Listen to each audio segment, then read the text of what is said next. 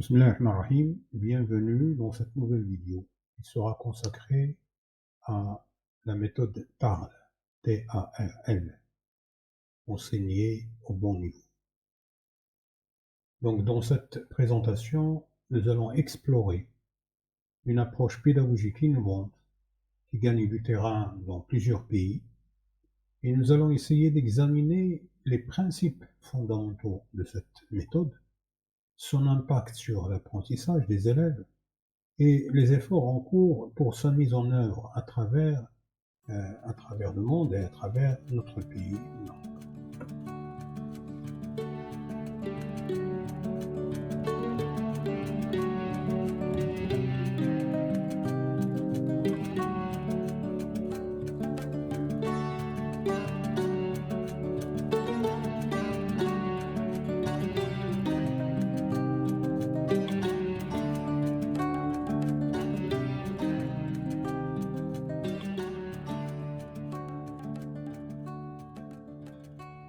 Donc on va commencer par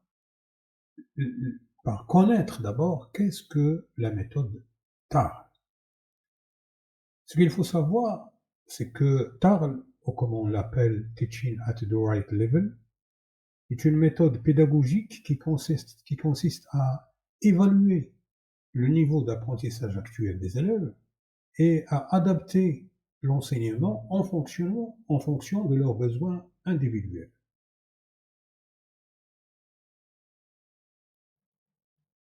Cette approche donc a été développée par l'organisation Pratham en Inde, qui s'est concentrée sur l'amélioration de l'apprentissage des enfants dans les zones les plus défavorisées. Donc pour définir cette approche, on va dire que TARL, ou bien T-A-R-L, signifie enseigner au bon niveau. Donc c'est une approche pédagogique qui met l'accent sur l'apprentissage individualisé, en groupant les élèves en fonction de leur niveau de compétence. Donc les enseignants utilisent ensuite des matériels et des activités qui sont adaptés aux besoins des élèves de chaque groupe. Pourquoi TARL est-il important? Il faut d'abord savoir quels sont les objectifs de cette méthode ou bien de ce principe. Le premier objectif, c'est l'amélioration des compétences. Parce que l'objectif principal de TARL est d'assurer que tous les élèves acquièrent les compétences de base en lecture, en mathématiques, peu importe leur âge et leur niveau scolaire. L'adaptation au niveau de l'élève, c'est-à-dire au lieu d'enseigner à un niveau unique pour toute une classe, TARL adapte l'enseignement pour répondre aux besoins spécifiques de chaque élève. Les élèves ainsi, on va les aider à progresser à leur propre rythme, à leur propre niveau. Donc l'objectif, ou bien si vous voulez, les recherches donc ils ont montré que TARL peut améliorer considérablement les résultats d'apprentissage des élèves. En effet, cette approche permet de réduire les disparités d'apprentissage entre les élèves et favorise un environnement d'apprentissage plus inclusif, c'est-à-dire qui permet à tous les élèves de s'inclure dans la classe. De plus, TARL a été associé à une augmentation de la motivation et de l'engagement des élèves. Donc si vous voulez, si on va reprendre, TARL, elle améliore les résultats d'apprentissage, il réduit la disparité d'apprentissage, et il renforce la motivation et l'engagement des élèves, et enfin il favorise un environnement d'apprentissage plus inclusif. Maintenant, comment TARL est-il mis en œuvre au Maroc?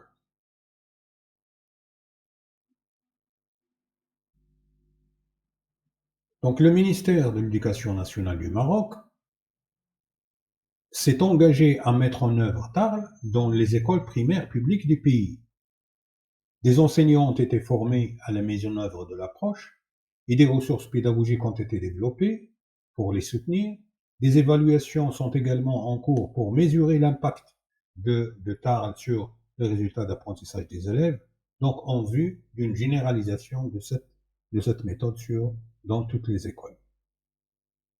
Maintenant, la méthodologie, si vous voulez, de TARL. On commence d'abord par une sorte d'évaluation initiale, ou bien une évaluation diagnostique. C'est la première étape de TARL qui consiste à évaluer les compétences actuelles des élèves à travers des tests simples, ce qui permet de déterminer leur niveau en lecture et en mathématiques. Ensuite, on va former des groupes d'apprentissage.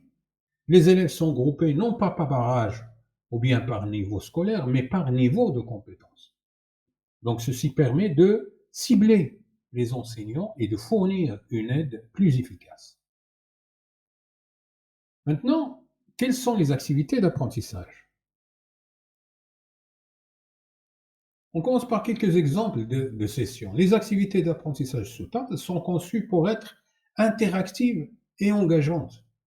Par exemple, les sessions de lecture peuvent inclure des jeux de mots, des lectures en groupe, des exercices de compréhension et plusieurs autres exercices qui visent à diversifier les techniques d'enseignement qui est suivi par l'enseignant en vue d'intégrer tous les élèves dans l'apprentissage. Quelles sont les ressources qui sont utilisées?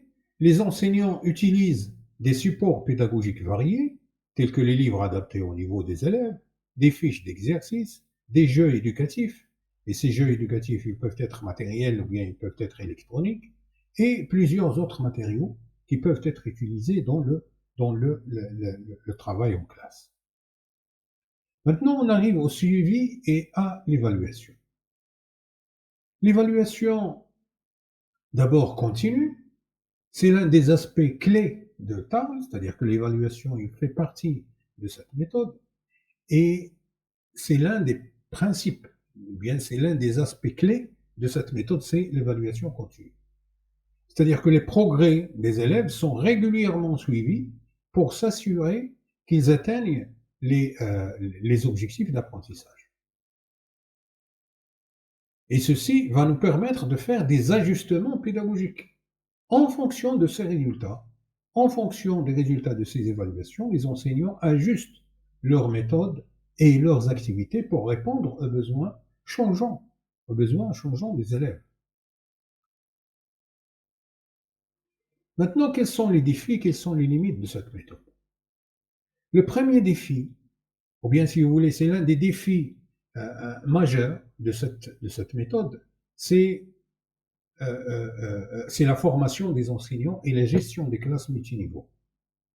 La formation des enseignants, vu le nombre important des enseignants, vu la diversité également des classes, il y a des classes avec un seul niveau, il y a des classes où il y a des niveaux multiples, donc ça aussi, ça va poser un problème. Il peut également être difficile de maintenir une évaluation continue et de motiver tous les élèves, surtout dans les classes où il y a un nombre excessif d'élèves. Lorsqu'on a plus de 30 élèves en classe, il est très difficile de mettre en œuvre cette méthode. Et les limites de l'approche également, il peut être moins efficace dans des contextes où les ressources sont extrêmement limitées et où les classes sont très grandes et le nombre d'élèves est très élevé. Maintenant, pourquoi on a adopté d'abord cette méthode de TARL? C'est parce qu'elle a été expérimentée dans un autre pays, c'est en Inde. Prenons l'exemple d'une école primaire dans l'état de Bihar, en Inde, où TARL a été mis en œuvre avec succès. Avant TARL, seulement 20% des élèves de troisième année pouvaient lire un texte de niveau de première année. Après un an de TARL, ce chiffre a passé à 70%. Ça veut dire qu'il y a un progrès qui est vraiment observable. Le résultat obtenu, ce résultat montre l'impact significatif de TARL sur l'amélioration des compétences de base chez les élèves. Ce qu'on peut conclure donc, c'est que TARL est une approche pédagogique prometteuse qui a le potentiel de transformer l'éducation des enfants dans le monde entier et surtout dans le monde en voie de développement, dans les pays en voie de développement, dans le Maroc. En individualisant l'apprentissage, en utilisant des activités ludiques et en impliquant les parents et la communauté, TARL permet à tous les enfants d'apprendre et de s'épanouir. Donc les gouvernements, les organisations internationales et les organisations de la société civile devraient investir dans la mise en œuvre, dans la mise en place de cette méthode à grande échelle afin de garantir que tous les enfants, que tous les élèves aient accès à une éducation de qualité et une éducation équitable et qui est semblable dans toutes les écoles, quelle que soit leur localisation, que ce soit dans le milieu rural ou bien dans le milieu urbain. Voilà, donc j'ai essayé de donner un aperçu simple et un aperçu un peu résumé sur la méthode TARL. J'espère que j'étais clair, j'étais simple et l'idée est bien comprise. Et je vous laisse et à la prochaine vidéo, Inch'Allah.